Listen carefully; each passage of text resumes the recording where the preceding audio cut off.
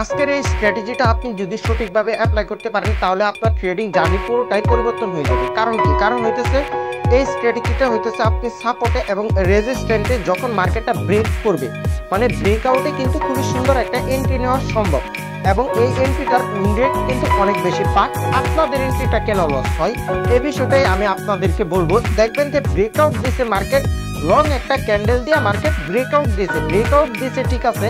So market যখন এই লেভেলটাকে breakout দিয়েছে তার মানে কিন্তু মার্কেটের উচিত আপের দিকে চলে যাওয়া, কিন্তু না। ব্রেকআউট দেওয়ার পরে আপনি যখন আপের দিকে ট্রেডটা যদি নেন তারপরে দেখবেন যে একটা ইরোর ক্যান্ডেল দিয়ে আপনার ট্রেডটা লস করিয়ে দিছে। এবং এই পুরো বিষয়টাই আজকের এই ভিডিওতে আমি আপনাদেরকে বুঝিয়ে দেবো। চলুন কম্পিউটার স্ক্রিনে পুরো বিষয়টা আমি আপনাদেরকে বুঝিয়ে দিই এবং অবশ্যই স্কিপ করবেন। আর এটা হচ্ছে আমাদের কোটি স্ট্র্যাটেজি সিরিজের 10 নম্বর ক্লাস। সো বুঝতেই পারতেছেন এটা খুবই একটা ইম্পর্টেন্ট ক্লাস, সো কেউ মিস করবেন না। আচ্ছা দেখেন, এটা হচ্ছে ব্রেকআউট প্যাটার্ন, খুবই সুন্দরভাবে বুঝিয়ে দিয়েছি। হ্যাঁ, এটা আগে বোঝানো হয়েছে। আমি তো বললামই আমার কাছে 40টা পরীক্ষিত স্ট্র্যাটেজি। এটা যদি একদিন পর যদি শেয়ার করি একটা স্ট্র্যাটেজি, তারপরে 80 দিন সময় লাগবে, তা তো বুঝতেছে। তো একদিনের একটা ক্লাস মিস করলেন মানে এই জিনিসটা আপনি যদিও পান আমার থেকে, তাহলে আবার 80 দিন পরে সরাসরি পাইতে হবে আপনাকে। সাপোজ ধরেন এইটা মার্কেটটা এইখান থেকে ডাউন ট্রেন্ড চলতেছে, এরকম ভাবে একটা ডাউন ট্রেন্ড চলতেছে, মার্কেটটা ডাউনের দিকে নামতেছে, ঠিক আছে? এরকম ভাবে মার্কেটটা ডাউনের দিকে নামবে। তো নামার পরে এইখানে মার্কেট কন্টিনিউয়েশন শুরু করবে, মানে এইটা ধরেন একটা সাপোর্ট লেভেল।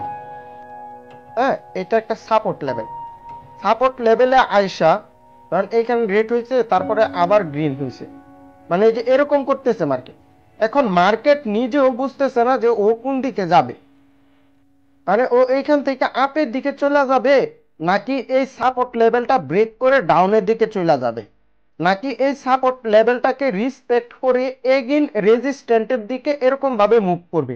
এটা মার্কেট নিজেও বুঝতেছে না। দেখবেন ম্যাক্সিমাম সময় সাপোর্ট লেভেলে আইসা মার্কেটে যে এরকম একটা স্ট্রাকচার ক্রিয়েট করে, আর এই সব পরিস্থিতিতে দেখবেন যে এফএফএলসি প্যাটার্ন ক্রিয়েট করে। আর এইটাও একটা স্ট্র্যাটেজি আছে, ওইটা পরবর্তীতে আরেকটা ক্লাসে দেখিয়ে দিব। ওইটা মেবি 23 নাম্বার না 20 নাম্বার স্ট্র্যাটেজি। সো দেখেন এরকম পরিস্থিতিতে আসলে আমরা ম্যাক্সিমাম সময়, মানে মোস্ট অফ দ্য টাইম যে ভুলগুলা করি, ধরেন এই লেভেলটাকে ব্রেক করে ফেললো মার্কেট, এই সাপোর্ট লেভেলটাকে ব্রেক করে ফেলার সাথে সাথে আমরা এইখান থেকে কি করি, ডাউনের দিকে একটা এন্ট্রি নিয়ে নিই। সো একটা মার্কেট এইখান থেকে সেলার সেল করতে করতে মার্কেটটাকে ডাউনের দিকে আনলো, মানে খুবই সিম্পল ভাবে যদি বুঝাই, যেই পরিমাণের বাই হইতেছে আবার এই পরিমাণে সেল হইতেছে, মানে বায়ার্সরা বাই করতেছে আবার সেলার্সরা সেলও করতেছে। সো এইখানে কনফিউজ, বায়ার সেলার্স কনফিউজ যে ওরা কোন দিকে যাবে। সো এরকম করতে করতে যখন নাকি সেলার্স তার সর্বোচ্চ শক্তি দিয়ে এখানে প্রেসার ক্রিয়েট করলো, মার্কেটটা কি করলো, এই লেভেলটাকে ব্রেক করে ভেঙে ফেললো। বা হইতেছে এইখানে ধরেন একটা স্ট্রং একটা প্রাইস যদি থাকে, ওই প্রাইসটাকে ধরেন এটা একটা স্ট্রং প্রাইস যদি থাকে 100, মানে এরকমই তো প্রাইস হয়, ধরেন 0001500 এরকম যদি একটা স্ট্রং প্রাইস থাকে, ধরেন এই প্রাইসটাকে ব্রেক করে ফেললো মার্কেট। ব্রেক করে ফেলার পরে এখান থেকে ম্যাক্সিমাম সময় আপনারা অন্য যার থেকে শিখেন সবাই কিন্তু বলে যে ব্রেক করতে যেহেতু আমরা এখন ডাউনের দিকে মুভ করতে পারি, মানে সেলার্সরা যেহেতু এখানে স্ট্রং হয়েছে, উইন হয়েছে, সো এই ক্ষেত্রে আমরা এখান থেকে ডাউনের দিকে একটা ট্রেড নিতে পারি। কিন্তু ম্যাক্সিমাম সময় এইখানে ডাউনের ট্রেডটা লস হয়। এখন বিষয় হইতেছে যে ভাই ব্রেকআউট দিল তারপরেও লস হয় কেন? এটা কি আপনাদের মনে তো অবশ্যই প্রশ্ন জাগতে পারে যে ভাই ব্রেকআউট দিল, এইখান থেকে তো মার্কেট সোজা ডাউনে চলে যাওয়ার কথা, যেহেতু এই লেভেলটাকে ব্রেকআউট দিয়েছে, তাই না? ধরেন এইখান থেকে যেহেতু ব্রেকআউট দিছে, তো মার্কেটে কিন্তু ডাউনে চলে যাওয়ার কথা। বাট এইখানে মার্কেট কি করবে দেখেন, লাস্ট মুহূর্তে দেখেন এইখানে সেলার্স উইন হওয়ার সত্ত্বেও দেখবেন যে লাস্ট মুহূর্তে বায়ার্স হালকা একটা প্রেসার দেয় আপের দিকে। এখানে দেখবেন যে একটা ডোজি টাইপের একটা গ্রিন ক্যান্ডেল তৈরি করবে, বুঝতে পারছেন? মানে ছোটো করে একটা গ্রিন ক্যান্ডেল তৈরি করবে, বা হইতেছে এখানে একেবারে ক্যান্ডেলই হবে না, একেবারে ডোজি টাইপের, না রেড না গ্রিন, এরকম একটা ক্যান্ডেল হবে এইখানে। এই যে এইখানে এরকম একটা ক্যান্ডেল হবে। সো এরকম ক্যান্ডেল হইলে আপনাদের কিন্তু ম্যাক্সিমাম সময় লস হয়ে যাইতে পারে। সো আপনারা কি করবেন, ব্রেকআপের পরে 1 মিনিট ওয়েট করবেন। এমনও তো হতে পারে এটা ফেক ব্রেকআউট, তাই না? সো এরকম একটা ক্যান্ডেল দিলে, এরকম একটা ছোট ক্যান্ডেল দিলে আপনারা বুঝবেন যে এটা ফেক ব্রেকআউট না, এটার একটা রিয়েল ব্রেকআউট হয়েছে। এখন মার্কেটে এখান থেকে ডাউনের দিকে মুভ করবে, আপনারা এটা ধরে নিতে পারেন। কিন্তু এখান থেকে এমনও হতে পারে ব্রেক দিছে ঠিক আছে, পরবর্তীতে আবার এইখান থেকে একটা স্ট্রং একটা ক্যান্ডেল চলে আসছে। সো ওই ক্ষেত্রে আমি মনে করি এইখানে ট্রেড না নেওয়াটাই বেটার। আবার অনেক সময় উইনও হয়, উইন যে হয় না এখান থেকে যে রেড ক্যান্ডেল যে আবার সরাসরি হয় না তা না, কিন্তু আসলে একটা একটা বিষয় আমি সবসময় আপনাদেরকে বলি যে লস না করাটাও কিন্তু একটা প্রফিট। ধরেন এখানে আপনি এত রিস্ক নিয়ে না ট্রেডটা নাই নিলেন, 1 মিনিট আপনি ওয়েট করলেন, এইখানে যখন এরকম একটা ডোজি টাইপের একটা রেড ক্যান্ডেল বা একটা গ্রিন ক্যান্ডেল আসলো, আসার পরে আপনি শিওর, এখন আপনি কনফার্ম যে এখান থেকে একটা রেড ক্যান্ডেল আসবে। সো পরবর্তীতে আপনি সে একটা শিওর শট একটা এন্ট্রি পাইলেন।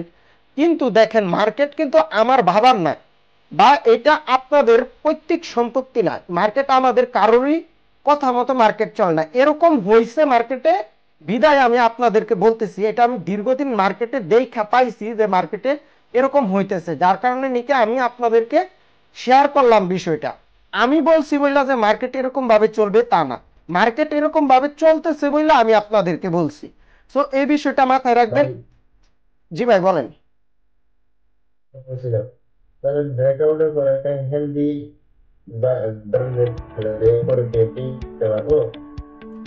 হ্যাঁ এই বিষয়টা আমি বলতেছি, ধরেন ব্রেকআউটের পরে একটা হেলদি একটা রেড ক্যান্ডেল চলে আসছে এরকম, এটাই তো বলতেছেন তাই না? সো ব্রেকআউটের পরে যদি হেলদি রেড ক্যান্ডেল আসে, এই রেড ক্যান্ডেলের ক্লোজিংটা কোথায় এটা আপনাকে দেখতে হবে। এই রেড ক্যান্ডেলটা যা ক্লোজ দিছে কোথায়, আর অবশ্যই তো শেডও থাকবে ক্যান্ডেলের একটা, তাই না? এই শেডোটা আপনাকে খেয়াল রাখতে হবে। খুবই ভালো একটা প্রশ্ন করছেন। ধরেন এই রেড ক্যান্ডেলটা, এখানে একটা হেলদি একটা রেড ক্যান্ডেল আসছে প্রিভিয়াসে মার্কেটে, যে এরকম ভাবে যখন কি এই যে ডাউনে ছিল, এইখানে ছিল মার্কেটটা, হ্যাঁ এইখানে ছিল তাই না? কিন্তু এই যে এইখানে প্রিভিয়াসে তো মার্কেটটা ক্যান্ডেল কইরেই তো এইখানে আপের দিকে গেছিল, তারপরে না আছে ডাউনে নামতেছে।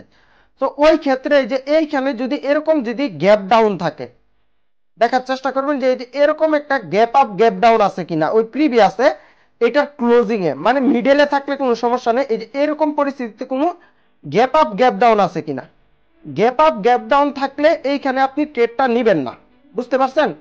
যদি এটা ক্লোজিং এ প্রিভিয়াসে কোনো গ্যাপ আপ গ্যাপ ডাউন থাইকা থাকে, এই যে এরকম ভাবে তো উঠছে মার্কেটটা এখান থেকে, না ভাই কি বুঝতেছেন আমার কথাটা? এরকম ভাবেই তো উঠছে মার্কেটটা, তারপরে না আছে মার্কেট আবার ডাউনে নামছে, না ওইটা তো আর নামে না। বাট এই যে এইখানে যদি কোনো একটা গ্যাপ আপ বা গ্যাপ ডাউন থাইকা থাকে, তাহলে আপনি এন্ট্রিটা নেবেন না। ধরেন এইখানে একটা গ্যাপ আপ আছে, এই স্ট্র্যাটেজিটা আমি মেবি শেয়ার করছিলাম আপনাদের সাথে। সরি, আমি যদি আরেকটু ভালোভাবে যদি দেখাই আপনাদেরকে, এরকম ভাবেই তো চললো মার্কেটটা, তাই না? এই যে এই এই পর্যন্ত আসলো, তারপরে ধরেন এইখানে একটা গ্যাপ আপ আছে, এখানে থেকে তো গ্রিন ক্যান্ডেল হয়ে হয়তো আপের দিকে গেছে, তাই না? এরকম ভাবে একটা গ্রিন ক্যান্ডেল হয়েছে, তারপরে গ্যাপ দিয়ে আবার এইখান থেকে আরেকটা গ্রিন ক্যান্ডেল শুরু হয়েছে। তাহলে এইখানে দেখেন কি হয়েছে আপনারা বিষয়টা, এটা কিন্তু আরেকটা স্ট্র্যাটেজি, তাও আপনি জিজ্ঞেস করলেন তাই আমি বলে দিতেছি বিষয়টা। দেখেন এইখানে থেকে 1 নেনো সেকেন্ডের ভিতরে মার্কেটটা আপের দিকে চলে গেছে, যার কারণে এখানে একটা গ্যাপ হয়েছে, তাই না? সো এইখানে প্রচুর পরিমাণে বায়ার্সের ইয়া আছে, প্রচুর পরিমাণে বায়ার্সের একটা প্রেসার আছে, মানে এই প্রাইস থাকুক বা এই জুনটার মধ্যে প্রচুর পরিমাণে বায়ার্সের একটা প্রেসার আছে। এইখানে আইসা মার্কেটটা এই যে এইটুকুর ভিতরে, এটা হইতেছে গ্যাপ আপ এরিয়া, এইটুকুর ভিতরে ঢুকতে পারে, বা এই যে এই ক্যান্ডেলটা দিয়ে এইখানে এসে টাচ করছে। সো পরবর্তীতে আপনি এইখান থেকে ডাউনের দিকে ট্রেডটা নেবেন না, বুঝতে পারছেন? কিন্তু এইখানে যদি কোনো গ্যাপ আপ গ্যাপ ডাউন যদি না থাকে, তাহলে আপনি নিঃসন্দেহে এইখান থেকে একটা ডাউনের দিকে একটা ট্রেড নিতে পারেন, বা এইখানেও যদি একটা সাপোর্ট না থাকে, হতে পারে তো দুইটা ক্যান্ডেল দিয়ে একটা সাপোর্ট ব্রেক করে আসে আরেকটা সাপোর্টে আটকা গেছে মার্কেট, হতে পারে না? এইখানে আপনি এই বিষয়টা খেয়াল করবেন যে এইখানে কোনো সাপোর্ট থাকা যাবে না, প্লাস প্রিভিয়াসে কোনো গ্যাপ আপ বা গ্যাপ ডাউন থাকা যাবে না। সো তাহলে আপনি এইখান থেকে ডাউনের দিকে একটা ট্রেড নিতে পারেন। আর যদি এখানে যদি গ্যাপ আপ যদি থাকে, দেখেন এখানে প্রচুর পরিমাণে এগ্রেসিভ বায়ার্স আছে এখানে, যার কারণে নাকি প্রিভিয়াসে গ্যাপ আপটা হয়েছিল 1 ন্যানো সেকেন্ডের ভিতরে, মানে 1 সেকেন্ডের ভিতরে যদি এতটুকু বায়ার্স আসতো তাহলে কিন্তু ক্যান্ডেলটা শুরু হইতে যে এইখান থেকে। সো 1 সেকেন্ডটা সময় দেয় নাই, এর মধ্যে বায়ার্স চলে আসছে, যার কারণে একটা গ্যাপ আপ হইয়া মার্কেটটা শুরু হয়েছে এইখান থেকে। সো এখনো কি হতে পারে, এইখানে বায়ার্সে একটা হালকা একটা প্রেসার দেখাতে পারে। ওর যেহেতু প্রিভিয়াসে এখানে খুব একটা স্ট্রং একটা পাওয়ার ছিল, সো ওই পাওয়ারটা ও এইখানে অ্যাপ্লাই করতে পারে। আমি রিয়েল মার্কেটের ক্ষেত্রে বলতেছি, ওটিসিতেও ম্যাক্সিমাম সময় এরকম হয়। সো এইখানে পরবর্তীতে ট্রেডটা নেবেন না, কিন্তু এইখানে যদি গ্যাপ আপ গ্যাপ ডাউন যদি না থাকে, এরকম যদি না থাকে, তাহলে আপনি এইখান থেকে একটা ডাউনের দিকে একটা এন্ট্রি নিতে পারেন।